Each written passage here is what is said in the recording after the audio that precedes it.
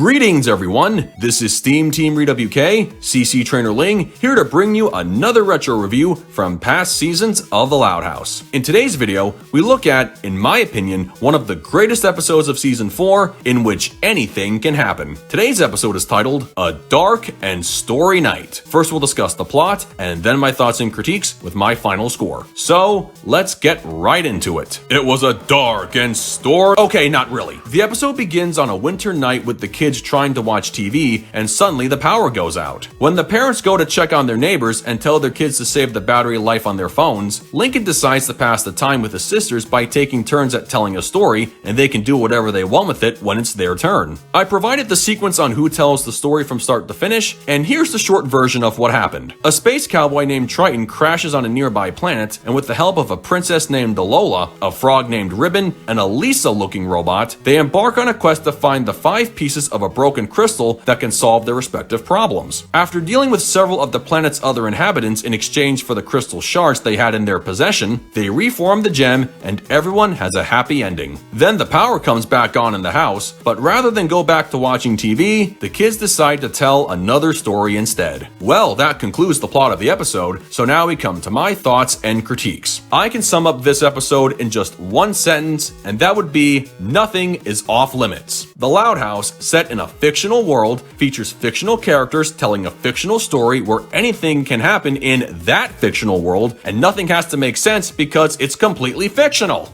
Wow, that's a lot of fiction. Anyway, because their story is rooted entirely in fantasy and everyone was allowed to spin the direction of the narrative, nothing is fundamentally flawed with it. If there's one thing I can appreciate about their collective storytelling, it would be how they all agreed it would have a happy ending and nothing bad was going to happen to any of the protagonists. Now, regarding the characters of the story, only 8 of the 11 siblings inserted themselves into the picture, with Luann, Lenny, and Lily being the only exceptions. However, in spite of not putting a different version of themselves into the story, their contributions to the plot were a reflection of their characters in some way, just like how the remaining 8 siblings had their own storyline characters presented with their real-life personality traits. And you know what? I'm willing to look past Lenny's contribution when she had the idea of the robot creating a hydroelectric water wheel for the mermaid. It's like she said in the episode, it's a loud house. There's more to her head than just air. In short, I really liked all the unique additions to the story, and every contribution played well to each respective character. However, the funny part about these contributions was how characters like Luna and Lincoln interrupted parts of the story by saying that's not what their characters in the story would say and do. Luna's character would never trade a guitar for a wacky combo instrument, and Lincoln's character doesn't even have shoelaces. Well, hey, the rule was anyone can do what they want with the story when it's their turn to talk, so yeah, no one had a right to complain. My other big positive would be the references to other works of media. Triton's ship was like an X-Wing from Star Wars, Lynn's Trixie character looked like a Mon-Star from Space Jam, Lucy's Dominic Dunkster persona looked like a ghost from Pac-Man, and Lisa's recharged robot looked a lot like Optimus Prime. Even the story itself about searching for missing shards was a reference to the anime manga series Inuyasha. Now that gets me wondering if these kinds of TV shows and movies exist in the Loud House universe. Considering SpongeBob exists in the same world, I wouldn't be surprised if something like Transformers appeared on their TV at some point. One last thing. When Lori's mermaid persona said she needed to stay connected to her beloved Boo Boo Bear, I like how Bobby is drawn as a literal bear. It took them long enough to finally make that joke, and it was very amusing in its own way. Overall, this episode is pretty much flawless. It did absolutely nothing wrong considering 95% of the storyline takes place in pure fantasy, and everyone's contributions were accurate representations of what each character in the Loud House universe is all about. Between what I just mentioned and the references to other works of fiction, you can't go wrong with this episode, and it will forever be considered top tier in my book. With that said, I give A Dark and Story Night a perfect 10 out of 10. Well folks, that concludes my review of A Dark and Story Night. There's honestly not much else I can say other than if you're looking for an episode where no rules apply, I highly recommend this one, and it just might hit the top 10 of your ranking list. Those results may vary, of course. So what did you guys think of it? Love it? Hate it? Something you would add? Change? Keep it as it is? Let me know in the comments below, and make sure to subscribe to this channel for the latest Loud House content. That's going to do it for me. I'll catch you guys for the next video, but until then, this is SteamTeamRedubUK, CC Trainor-Ling, signing off. Peace out,